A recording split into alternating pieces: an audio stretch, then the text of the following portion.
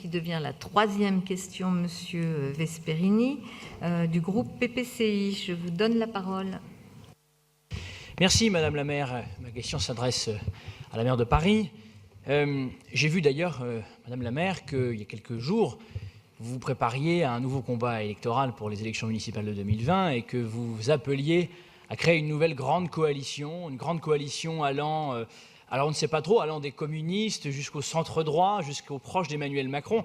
Écoutez, moi je suis en mesure de vous avoir le numéro de portable de Nicolas Dupont-Aignan, si ça peut vous intéresser pour renforcer votre coalition, je peux vous le transmettre. Mais il faut toujours faire des coalitions qui dépassent son propre camp. Mais pour avoir... patience, j'introduis. Mais pour faire une coalition, et que la vérité qui blesse... Mais pour faire une coalition, il faut rassembler large. Et pour rassembler large, il faut un bilan.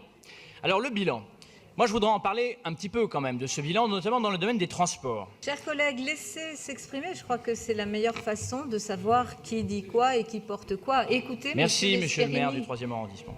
Allez-y, écoutez, monsieur Vesperini. Alors, donc je commence avec premier fiasco, Autolib. Autolib, qui est un service public qui perd tellement d'abonnés, moins 5% encore l'année dernière, que l'opérateur Bolloré demande la réduction du nombre de bornes Autolib contre l'avis du syndicat que vous contrôlez. Un service public dont le déficit prévisionnel varie selon les chiffres, alors on n'est pas tous au courant, on n'a pas toujours les bonnes informations, enfin qui varie de 180 millions d'euros selon Bolloré à 250 millions d'euros selon les chiffres du syndicat. Un contrat aussi assez opaque, tellement mal négocié par la ville de Paris que les 2/3 du déficit seront supportés in fine par le contribuable.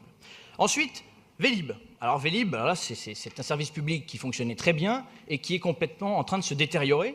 Un service public qui est aujourd'hui synonyme de naufrage, avec 2/3 de bornes encore en travaux et 1/3 de bornes aujourd'hui en service. Mais il suffit de voir le service client sur Twitter pour voir à quel point le service est assez défaillant.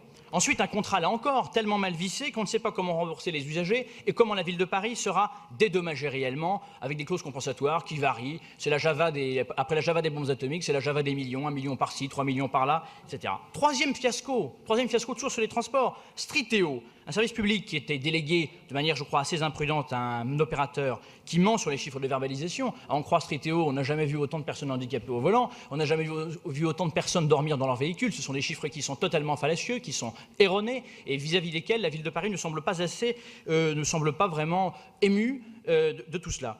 Et un contrat, là encore, tellement brouillon que la ville de Paris n'a été dédommagée, nous dit-on, dans la presse, qu'à hauteur de 60 000 euros.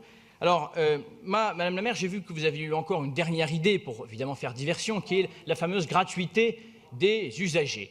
Alors, moi, vous savez, j'ai une question naturellement, mais j'ai aussi une prière comme Mike Brandt. S'il vous plaît, des transports, pas des usagers. Arrêtons le massacre. Arrêtons le massacre. Je pense qu'il y a suffisamment de choses à faire avec les fiascos qu'on constate aujourd'hui pour avoir de nouvelles idées et pour nous lancer dans de nouvelles trouvailles. Notre question, finalement, au groupe PPCI, finalement, Madame la maire, elle est assez simple.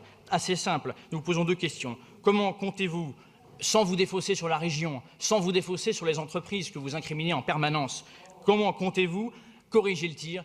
Il y a urgence. Merci.